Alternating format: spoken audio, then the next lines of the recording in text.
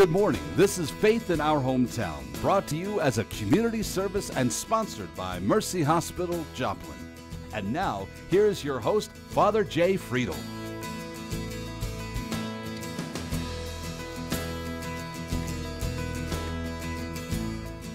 Good morning. My name is Aaron Brown. I'm pastor at St. Paul's United Methodist Church, and I'm sitting in temporarily for Father Jay. And I just want to wish you a happy Valentine's Day. It is Valentine's Day, the day that we celebrate love in all its forms. But today, to talk about love, I have with me Renita Kitchingham. And Renita is an active part of our community here in Joplin. She's been a big part of Lafayette House.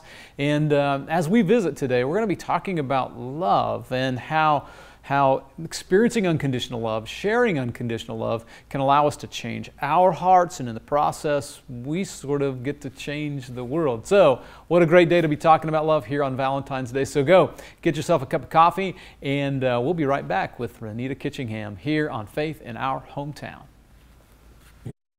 Lung cancer is the leading cause of cancer deaths in the U.S., and now we have an effective tool to screen for it. A low-dose CT uses a lower amount of radiation than a standard chest CT. Breathe in. Better detailed pictures than a chest x-ray of small abnormal areas of the lung. A person must be between 55 to 77 years old, asymptomatic, which means they don't have any symptoms such as coughing up blood, chronic cough, shortness of breath, unusual weight loss, or any other worrisome symptoms. They must also be a current smoker or have quit within the past 15 years, also must have a 30-pack year history or more, which equates to smoking 1 pack a day for 30 years, or 2 packs a day for 15 years. People generally avoid these scans, possibly due to fear of what could be found. Like many other cancers, if we can detect lung cancer early, it could be very treatable and life-saving.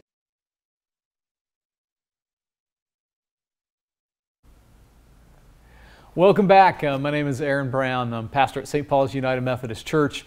And here on Faith in Our Hometown today, I'm talking to Renita Kitchingham. She is an active participant in so many different recovery ministries and in church and so many other things here in Joplin. It's so great to have you. We're going to be talking about unconditional love and how love changes our hearts and changes the world. But I want to hear your story, and I think people will be interested in hearing your story because it is a story of some bad things, good things, all kinds of stuff. So tell us a little bit about Renita. I'm Renita Kitchingham. I was born in a small community, a farming community. In Missouri? In Missouri, yes. Up north of here, a little bitty town nobody's ever heard of, Urick, but it's a little bitty town. I was raised in a family, a good old German family, where alcohol was kind of the center of a lot of things. And I was given alcohol at a very young age, and I became addicted to alcohol at a very young age. So I spent 35 years of my life addicted to alcohol, and along with that comes a lot of other stuff. I had was a victim to different types of abuse throughout my life, sexual abuse, some religious abuse. I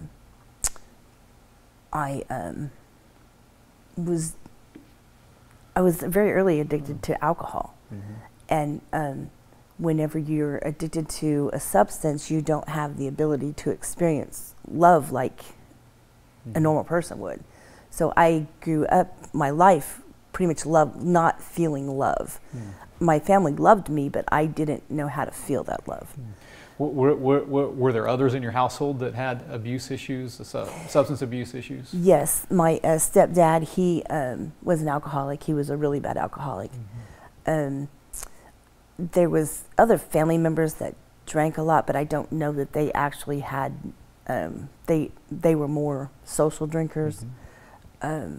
But it was, I mean, we always had homemade wine, we always had homemade beer, we always had all that stuff. I was raised right next door to a bar, so I literally drank for 35 years. Starting when you were how old? 5 days old. 5 days. Yes, old. when so I was the first 35 days of your life. Yes, yeah. When I was 5 days old, I I wouldn't take a pacifier, so they dipped my pacifier in Scotch whiskey to get me to take my pacifier. And so I developed a taste for whiskey at a very young age. That'll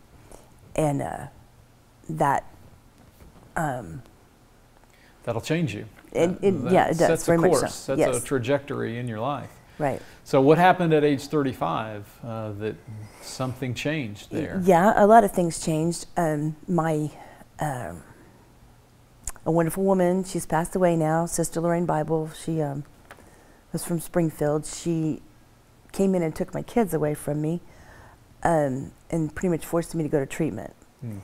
And So you'd gotten married somewhere in that 35 years? I had been married. I did a lot of bad things. I had been married and divorced 3 times in that time period. I had had 4 children, been in the Army, had done a lot of crazy stuff. The Army is one of the good things I did. But I started using drugs, started using IV drugs, started managing a strip bar, doing that kind of stuff. I had really fallen to the wrong side of. That's a lot of stuff. Yeah, a lot of stuff. That's a lot of stuff. So I was really. What were you? How did you feel about yourself in the middle of all that? Were you a confident person, or? I was outwardly confident. I appeared to be very, very confident. Inside, I was scared all the time. Felt like nobody wanted me around. I pretty much ran on wanting to die all the time. I would wake up confident on one hand and wanting to die. Yes, it was like I would get mad. I'd wake up in the morning and I'd be so mad because I woke up, and that led to a lot of me being mad at God all the time. It's like, why did you put me in this world? Why are you letting me continue to wake up every day? You were hoping you wouldn't just, yes. You just die in your sleep. Yeah, and I drank so much alcohol and used so much drugs. There's so many times I should have never woke up, but I just kept waking up. And something happened at age 35. Yes, they took my kids away. They were trying to force me to go into treatment, and I hold this day. I had been drinking all night. I had been a crazy night. It'd been a horrible night because they were trying to force me to go to treatment. I did not want to go. And every night when I would go to bed, I'd always take that last bottle of beer with me to bed. And I went to bed, I woke up, it was, had one of those little red alarm clocks, and I watched that little red alarm clock flip from 5:31 to 5:32 a.m. And as I was reaching for that bottle of beer to take that drink, I pulled my hand back. And I made the decision at 5:31 a.m. on May 6th, 2001, not to grab that bottle of whiskey or that bottle of beer. What made you pull your hand back? It could only have been God. Were you praying? Were No. you asking for No. help? No. I was not. I was very angry. I was not. It had to be the power of God. Were you a religious person? No, I was not. I had suffered a lot of religious abuse, and What do you mean by that? my birth date is March 6, 1966, so I was told that I was the spawn of Satan, that I had the mark of the beast, and that I must be kept down to keep from destroying the world. As if you chose to be born on that date. Yeah. And some of my family members had me convinced that I had the 6s on the back of my head, but because I was the devil, I couldn't see them myself. So I've never heard that term, religious abuse, but that sure sounds like it. Yeah, I absolutely wanted nothing to do with. I always loved God. I had this really weird thing about God. I said there was this God in the church that was mean, and then there was this other God that he was outside beside my grandpa's barn up in the moon. It was the man in the moon, and that was the nice God.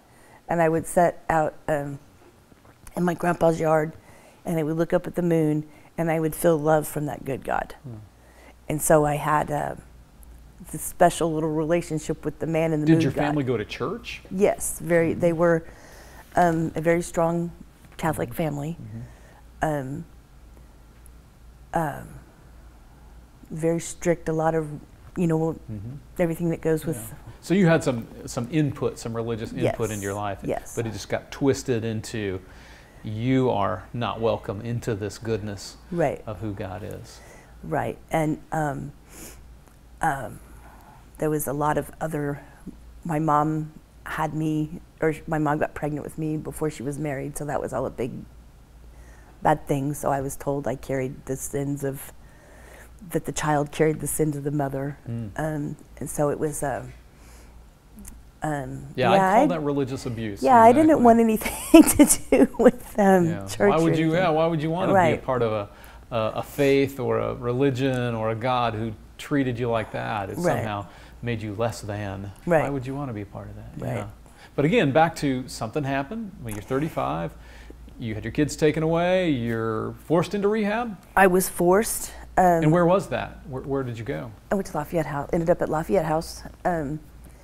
I was so mad. They made me go there. I'd never been to Joplin, Missouri before.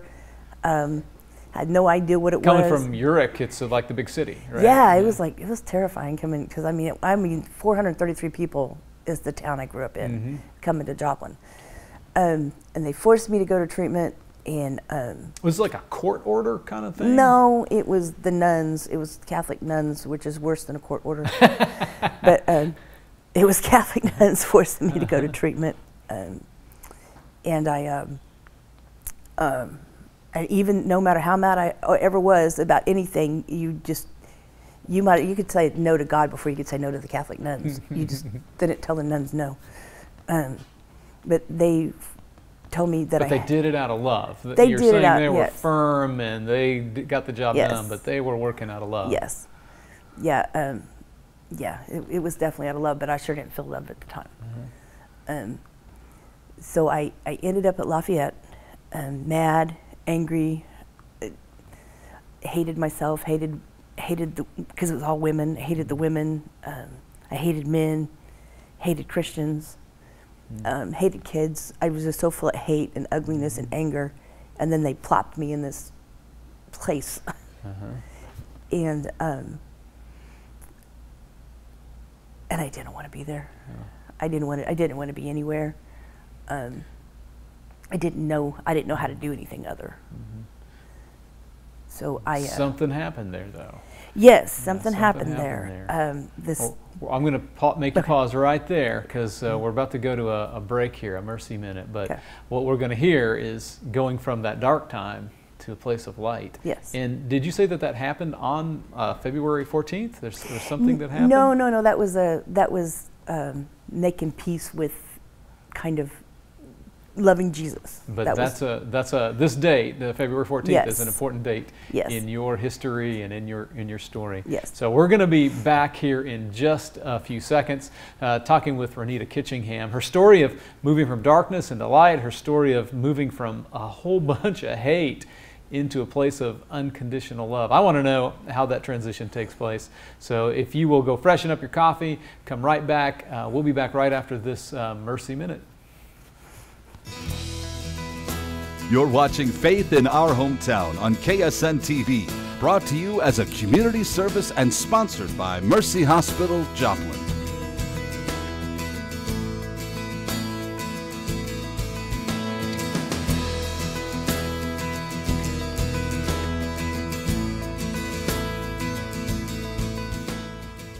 Welcome back to Faith in Our Hometown. I'm here with Renita Kitchingham, and she's telling us her story of moving from darkness into light, discovering the journey from hate in moving into love and unconditional love, and how transformative that was. You just told us you had arrived at Lafayette House, and you didn't want to be there. You hated yourself. You hated God. You hated Christians. You hated women. You hated men. You hated everybody. And something happened there. Tell us about that something. Well, or someone. What was it? Well, a lot of things happened there. Lafayette House is a very welcoming place, but I wasn't in the mood to be welcomed. So they tried, but there was this one woman, she was so irritating. She was always smiling and she was always happy. And Was she a staff member or a resident? Yeah, she was a staff member. I didn't know who she was, but she was always, oh, hi, how are you? You know, I'm like, ugh, who is this woman? And then she started calling me by name, and I thought, how does she know my name? And then she stopped me one day and she said, Renita, I understand you're having a hard day. Would you like to talk about it? What's going on? And I'm like, no, I'm okay. And I went and asked someone else. I said, who is that woman? And they said, oh, well, that's Renee White. She's the clinical director. Renee White, what a great lady. And I'm going to tell you what, something about a clinical director caring enough about me to know my name broke open that shell to where the love could start coming in. Just that one thing.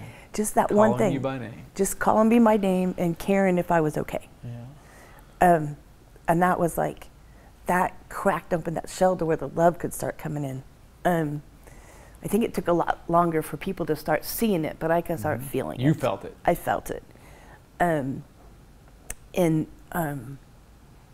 I kept telling them while I was there after that happened, I kept saying, I'm going to come back here and work one day. I'm going to come back here and work one day. And they're like, they were just trying to get rid of me because I was so mean. They're trying to get you better and get you out. They just wanted me gone because I was so mean. But I kept going back, and I kept going back, and I kept going back.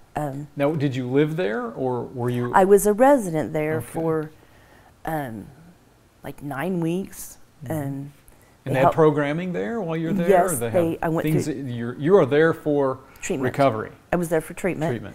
They helped me get my kids back. That was quite a long, interesting journey, but they helped me get my kids back. They helped me learn how to be a mother. They helped me learn how to start caring about myself. They helped me find a desire to not be mean and on drugs and alcohol any longer.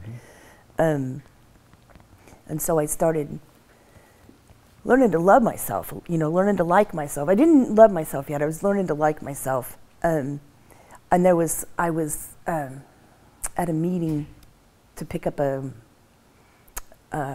recovery medallion, and one of my daughters walked in the room unexpectedly. I wasn't expecting her, and she walked in the room.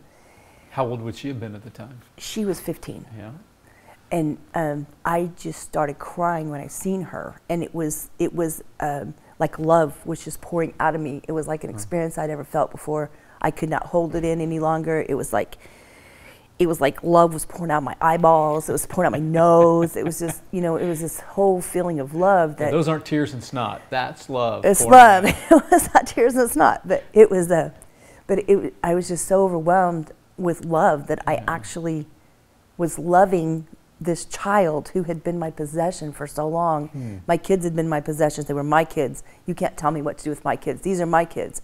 And all of a sudden I found myself, wow, I love these little people. I care about them. I love it. And it was like, such a huge life-changing experience, that feeling that amount of love.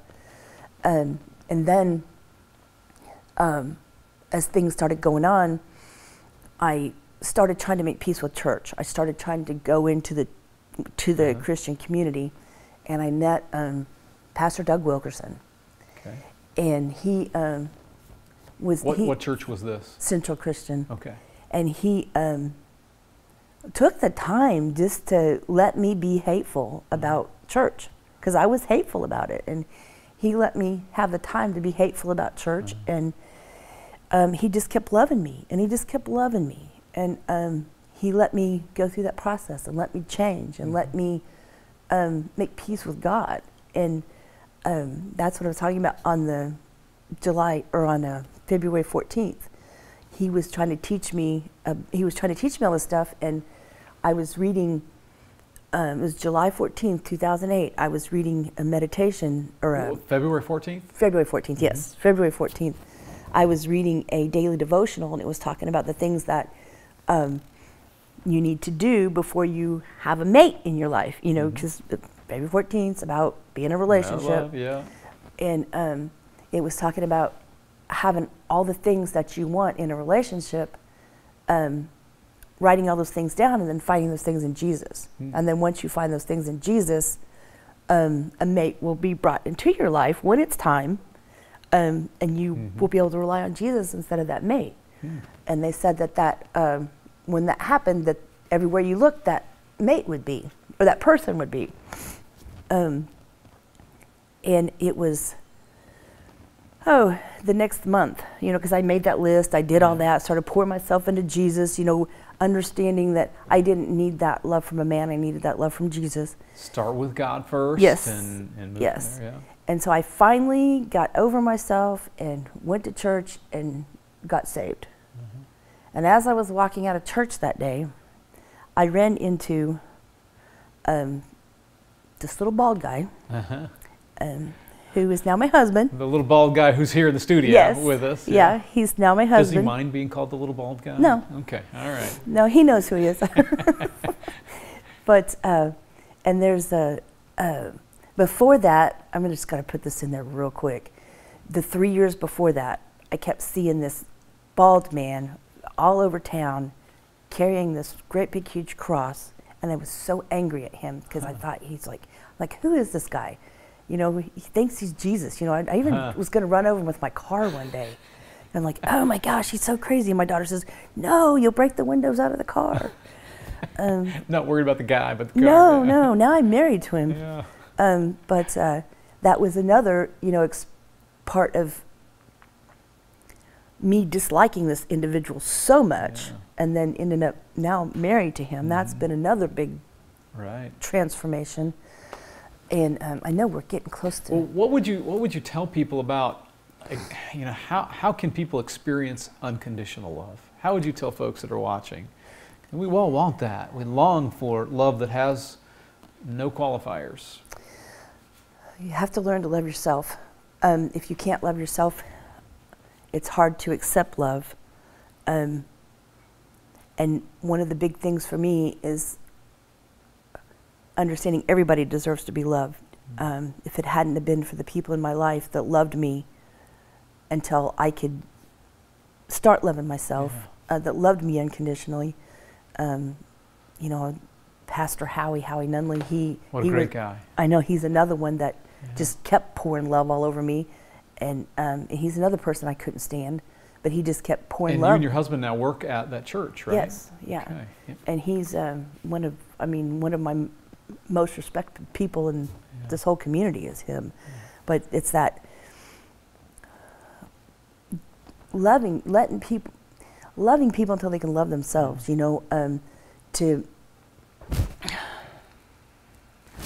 to be able to accept who you are, to start the healing process, to be able to open yourself up to that love, to understand that you're not that bad of a person. You're okay. You are loved. You are loved. Period. Yes. Yeah. And God loves you, and there's nothing you can do about it. Right. And to embrace that and to give it to others. Yeah.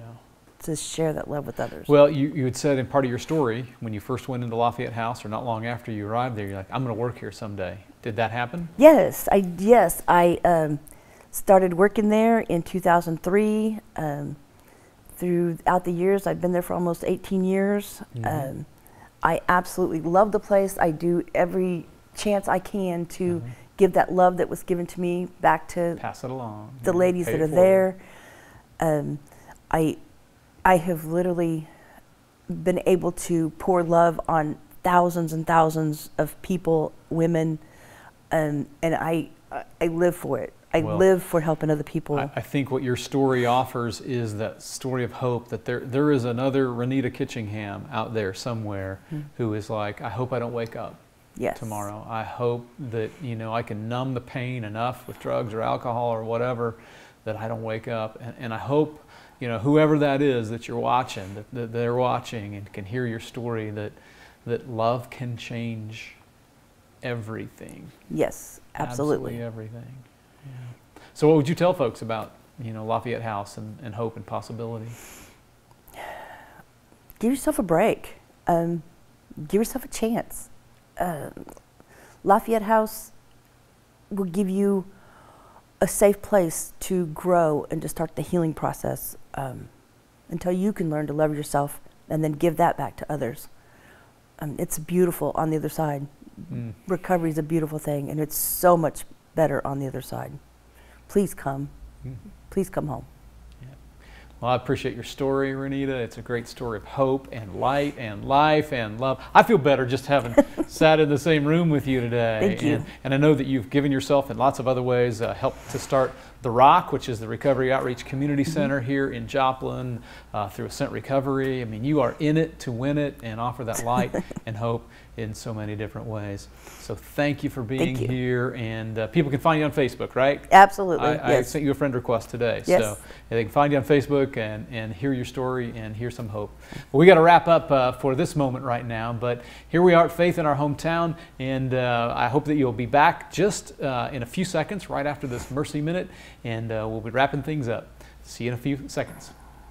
Blessings and greetings of mercy to you. My name is Anna Nichols. I am a Sister of Mercy and currently the leader of Heritage and Spirituality at Mercy International Association. I love the fact that sisters throughout time have gone where they have been called to go, and they have often picked up ministries that they never intended to pick up. 25 years ago, there were 22,000 Sisters of Mercy globally. Today we're down to about 6,200 with Sister Rock and some of the others. But despite the fact there are 6,500 or 6,200 sisters left, there is an amazing number of women and men of mercy who are working alongside us, and that continues to expand and expand, and for me that is incredibly exciting. So as far as National Catholic Sisters Week, I really look at the legacy that they have passed on and the fact that so many women, men, young people are living mercy today. That really is for me what's significant. Welcome back. We're wrapping up Faith in Our Hometown for this Sunday, February 14th, the Sunday of Love, and I've been talking to Renita Kitchingham, who has told her story of moving from darkness into light, moving from hate of herself, hate of God, hate of everybody, into a place of unconditional love, and even to a point where she is trying to reach other people and has reached hundreds, thousands of people with that message of hope and self-love and breaking the cycle of addiction through Lafayette House or any one of the other number of places that help with that happen. But her message was, don't try and do it alone. There is hope. Don't give up. So if you need to hear that message today, or somebody else does, make sure and get that message out as far and as wide as possible. So that kind of brings us to our conclusion here at Faith in Our Hometown. So have a great week. Know that God is with you, for you, and in you. We'll see you next Sunday. Thanks for watching. Faith in Our Hometown can be seen Sunday mornings at 6:30 and 9 a.m. on KSN. Brought to you as a community service and sponsored by Mercy Hospital, Joplin.